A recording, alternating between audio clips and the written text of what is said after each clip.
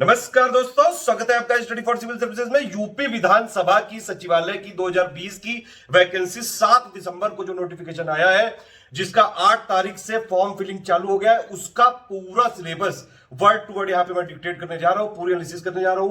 कौन कौन सी बुक पढ़ने जा रही है, सारी इंफॉर्मेशन यहां पे बताई गई है। सारी पोस्ट का यहां पे सिलेबस बताया गया है, प्री का और पूरा मेंस का। पूरा आप देखिए इसको। कोई क्वेश्चन हो, कोई फीडबैक हो, कोई कमेंट हो तो प्लीज जरूर पूछिए। ये वाला टेलीग्राम जरूर ज्वाइन कर लीजिएगा। सारी इन्फॉर्मेशन नोटिफिकेशन यहीं मिलते रहेंगे। टेस्ट सीरीज भी यहीं मिलेगी, वीडियो प्लस प्लेलिस्ट सब यहाँ पे शेयर करते रहेंगे। पेड ग्रुप से रिलेटेड कोई भी क्वेरी के लिए इन दोनों नंबर पे कॉल किया जा सकता है। ये मेरा व्हाट्सएप नंबर है, इस पे व्हाट्सएप किया जा सकता है। आप पूरा देख लेते हैं इसमें सिलेबस क्या है। प्री का पूरा सिलेबस बताऊंगा, मेंस का पूरा बताऊंगा, सारी पोस्ट के लिए। यूपी विधानसभा सचिवालय जिसकी रिक्रूटमेंट निकला 7 दिसंबर को, 8 दिसंबर से इसका जो है फॉर्म फिलिंग चालू है। ये वाले के लिए प्री होगा। इसमें 100 क्वेश्चन आएंगे, 100 नंबर के होंगे। 50 आएंगे जीएस के, 50 आएंगे हिंदी के। 2 घंटे का पेपर होगा। बिल्कुल सेम टू सेम पैटर्न है विधान परिषद वाला। इसका ये है सिलेबस। एक विज्ञान है यानी कि साइंस है। हिस्ट्री है यहाँ पे, भारत का इतिहास, भारतीय राष्ट्रीय आंदोलन, इंडियन नेशनल मूवमेंट हो गया। राजतंत्र यानी कि पॉलिटी हो गई इंडियन। अर्थव्यवस्था यानी कि इंडियन इकोनॉमी हो गई। संस्कृत नहीं है, ये संस्कृति होगा, यानी कि थोड़ा कल्चर के भी क्वेश्चन निकाल आ सकते हैं। कृषि यानी कि एग्रीकल्चर हो गया। वाणिज्य यानी कॉमर्स हो गया। व्यापार यानी कि ट्रेड हो गया। जनसंख्या यानी कि पॉपुलेशन सेंसस। पर्यावरण यानी कि इन्वायरमेंट। अर्बनाइजेशन यानी कि नगरीकरण। भूगोल विश्व का और भारत का, इंडियन ज्योग्राफी, वर्ल्ड ज्योग्राफी, प्राकृतिक संसाधन, नेचुरल रिसोर्सेज, ये हो गया करंट अफेयर, और ये हो गया रीजनिंग के सवाल। ये है प्री का पैटर्न। प्री सबके लिए सेम रहेगा, सिर्फ सहायक सुरक्षा वाली पोस्ट को छोड़। देखिए ये टोटल पोस्ट है, इसमें सबका प्री सेम होगा। सिर्फ ये जो 2 पोस्ट हैं, सुरक्षा सहायक पुरुष और महिला, इनका प्री अलग होगा और इनका एक ही प्री होगा बस। मतलब बाकी ये जो 8 पोस्ट हैं, इनके लिए प्री प्लस में 2 स्टेज की प्रोसेस है, लेकिन इनके लिए सिर्फ 1 स्टेज की प्रोसेस है और प्लस टाइपिंग होगी। ठीक है, तो ये हो गया जीएस का सिलेबस पूरा। और हिंदी का ये हो गया जीएस का पूरा, और ये हो गया हिंदी का। हिंदी में 5 आएंगे: विलोम, वाक्य एवं वर्तनी शुद्धि, अनेक शब्दों के लिए शब्द, तत्सम तद्भव, पर्यायवाची। अच्छा, इसमें देखिए कहाँ से कौन सी बुक पढ़ी जा सकती है। विज्ञान के लिए science compilation study for civil services का देख सकते हैं, वीडियो बिल्कुल फ्री है। इतिहास के लिए हिस्ट्री कंपाइलेशन वाला वीडियो देखा जा सकता है। इंडियन नेशनल मूवमेंट के लिए modern Indian history spectrum plus top 500 questions वाला देखा जा सकता है। पॉलिटी के लिए पॉलिटी का लिस्टिंग वाला पापा वीडियो है, वो देखा जा सकता है। इकोनॉमी ज़्यादातर करंट अफेयर बेस्ड होती है, इकोनॉमी पापा वाला देख लीजिएगा। कृषि वाला हमने एक अलग से, कृषि रिलेटेड है। वाणिज्य व्यापार ये सब जो है करंट अफेयर का पार्ट है। सेंसस अर्बनाइजेशन, इसका एक हमने अलग से वीडियो बना रखा है, सिर्फ उसी वीडियो से किया जा सकता है। पर्यावरण के लिए जो फैक्चुअल पापा वीडियो है वो आप देख सकते हैं कंपाइलेशन का। भूगोल के लिए हमने समरी वाला पापा वीडियो दिया है, प्लस कंपाइलेशन दिया है। एनसीईआरटी भी पढ़ी जा सकती है। करंट अफेयर के लिए सिर्फ स्टडी फॉर सिविल सर्विसेज देखिएगा। रीजनिंग की आप प्रैक्टिस कर सकते हैं विधान परिषद का पेपर देख के। ठीक है, इन सब के लिए आप चाहें तो बुक्स भी जो है ले सकते हैं, लेकिन उतना फिर ज़्यादा हो जाएगा। जैसे साइंस के लिए आप लूसेंट वाली बुक स्टडी कर सकते हैं, एनसीईआरटी वाली कर सकते हैं। हिस्ट्री के लिए एस के पांडे की ठीक रहेगी, एंशियंट, मिडिवल, मॉडर्न, तीनों। ठीक है, स्पेक्ट्रम भी ले सकते हैं मॉडर्न के लिए। राजतंत्र के लिए लक्ष्मीकांत पॉलिटी। अर्थव्यवस्था के लिए कोई बुक की जरूरत नहीं है, ये ज़्यादातर करंट अफेयर आता है। कृषि के लिए परीक्षावड़ी ले सकते हैं, लेकिन उसमें सिलेक्टिव चीज़ें पढ़नी पड़ेंगी। जनसंख्या के लिए इन सब के लिए कोई बुक लेने की जरूरत नहीं। जनसंख्या नगरीकरण ये सिर्फ आपको स्टडी फॉर सिविल सर्विसेज पे ही मिलेगा अपडेटेड। पर्यावरण के लिए जो है इसमें भी कोई ऐसी बुक की जरूरत नहीं है, लेटेस्ट जो नंबर्स होते हैं बस वो ध्यान रखने होते हैं। भूगोल के लिए आप एनसीईआरटी, बरनवाल पढ़ सकते हैं यहाँ पे। करंट अफेयर के लिए और कोई सोर्स ही नहीं है, सिर्फ स्टडी फॉर सिविल सर्विसेज। और ये रीजनिंग के लिए आप जो है प्रैक्टिस कर सकते हैं आर एस अग्रवाल की बुक से। हिंदी के लिए 50 के 50 शब्दों के लिए बुक्स कई सारी मार्केट में आती हैं, आप उससे भी पढ़ सकते हैं। एक हमारा पापा वीडियो है, सिर्फ उसको देख के पूरा यहाँ पे पूरा पूरा मतलब पूरा जो है सिलेबस कवर कर सकते हैं। ये हो गया प्री का सिलेबस। अब देखिए मेंस का सबका अलग अलग है। जैसे संपादक के लिए क्या है, संपादक के लिए मेंस का जो है लिखित परीक्षा के आधार पर किया जाएगा। एक प्रश्न पत्र होगा और इसमें जो है आपका सामान्य अध्ययन आएगा 50 नंबर का, हिंदी का आएगा आपका 50 नंबर का। तो संपादक के लिए आपका ये हो गया 50-50, और एक और भाग है इसमें देखिए सामान्य ज्ञान, लगभग वही है जो यहाँ पे प्री वाला है। ठीक है, थोड़ी चीज़ें अलग हैं यहाँ पे, आप देख सकते हैं। हिस्ट्री, साइंस वही है, इतिहास है, और इतिहास भी सेम है, पॉलिटी सब कुछ सेम है, करंट अफेयर भी सेम है लगभग। और यहाँ पे संविधान के कुछ प्रमुख प्राविधान, यानी कि आपको थोड़ा सा पॉलिटी में ठीक से पढ़ना पड़ेगा और यूपी से रिलेटेड। ठीक है, हिंदी वाले में भी यहाँ पे थोड़ा सा अलग है। ये मेंस का बता रहा हूँ मैं, प्री का भी हो चुका है पूरा।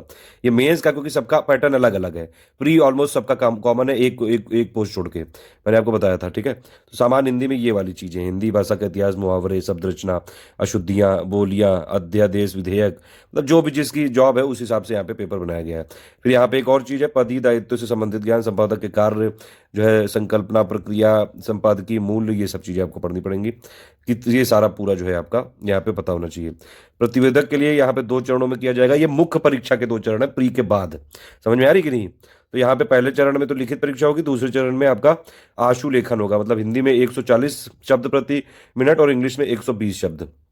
ठीक है, तो ये मेंस के 2 चरण है। मेंस का पहला चरण है आपका हिंदी होगा, जीके होगा, रीजनिंग होगा, 150 नंबर का ये हो गया। और दूसरा चरण क्या हुआ, 140 आपको हिंदी में आनी चाहिए और 120 आपका यहाँ पे इंग्लिश में होना चाहिए। ठीक है, पाठ्यक्रम यहाँ पे दिया हुआ है, हिंदी का इंटरमीडिएट के स्तर का होगा। सामान्य ज्ञान वाला जो है लगभग वही रहेगा जो चीज़ यहाँ पे प्री में आई है। ठीक है, सामान्य ज्ञान वाला वही चीज़ रहेगी।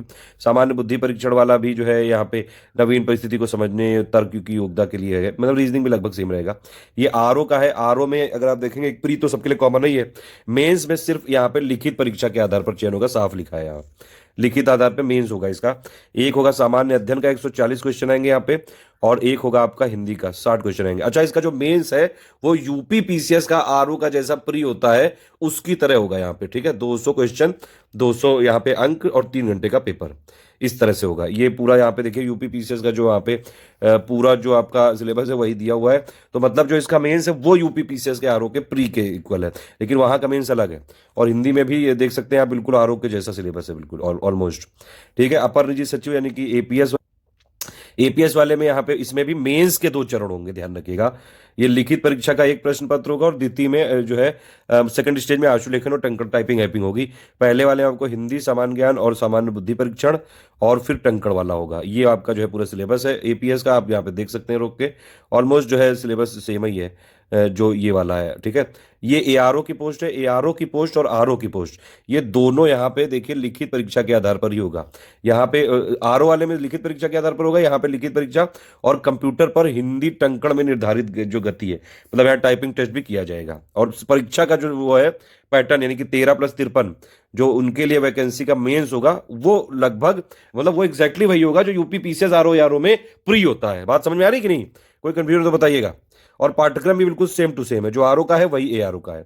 व्यवस्थापक के लिए एक जो है जो वस्तुनिष्ठ प्रकार की लिखित परीक्षा होगी, 100 अंकों के आधार पर किया जाएगा। ठीक है, 30 अंक का हिंदी, 30 अंक का यहाँ पे सामान्य ज्ञान, और प्लस पद के कार्य दायित्व से संबंधित प्रश्न आएंगे 1.5 घंटे का।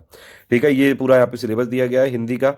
और इसके बाद सामान्य ज्ञान का भी सिलेबस दिया गया है। सामान्य ज्ञान इसमें थोड़ा सा अलग है, भारत का संविधान का सम्यक ज्ञान है, बुद्धि परीक्षण यूपी जीके है, करंट अफेयर है। ये तो मतलब ऑलमोस्ट सेम है, बस सामान्य ये जो संविधान का सम्यक ज्ञान होगा। पदक के कार्यों और दायित्व से संबंधित प्रश्न पूछे जाएंगे। ठीक है, ये सारा आप देखिएगा। शोध एवं संदर्भ में इसमें वस्तुनिष्ठ प्रकार की लिखित परीक्षा होगी 100 नंबर की, हिंदी 30 की, जीके 30 की और दायित्व से संबंधित 40 के। ठीक है, ये पूरा हिंदी का लगभग सिलेबस सबका सेम है, और जीके का भी ऑलमोस्ट जो है थोड़ा बहुत एक आध पॉइंट छोड़ के लगभग सेम है। पद के कार्य और ये जो है दायित्व, ये सबसे रिलेटेड प्रश्न आएंगे। सूचीकार की एक परीक्षा होगी लिखित। ठीक है, एक ही परीक्षा होगी यहाँ पे वस्तुनिष्ठ प्रकार की, 30 हिंदी, 30 जीके, और पद के कार्य दायित्व से संबंधित होगा। ये सबका सिलेबस मैंने बताया लगभग सेम है। पद के कार्य दायित्व अलग अलग है। सुरक्षा सहायक में इसमें सिर्फ एक ही जो है परीक्षा होगी, प्री, इसका प्री अलग है। ये परीक्षा इंटरमीडिएट स्तर के पाठ्यक्रम के आधार पर होगी। ठीक है, इसमें आपको हिंदी 50, जीके 50, 50 आपका सामान्य बुद्धि परीक्षण। और इसका ये देख सकते हैं आप सिलेबस इंटरमीडिएट जो है यूपी का, जीके में जीके ऑलमोस्ट सेम रहेगी जो हमने देखा है उसमें। लेकिन फिर भी यहाँ पे जो है इसमें जितना समाज में उपयोग है संबंध में उसकी उपयोगिता आंकने के संबंधित जो है यहाँ पे प्रश्न पूछे जाएंगे। वन पर्यावरण, और मतलब थोड़ा सा इसका लेवल इजी रहेगा। सामान्य बुद्धि परीक्षण वाला भी जो है लेटेस्ट पैटर्न के हिसाब से रहेगा, लेवल थोड़ा सा इजी रहेगा। ये हो गया टोटल प्री प्लस मेंस का सिलेबस।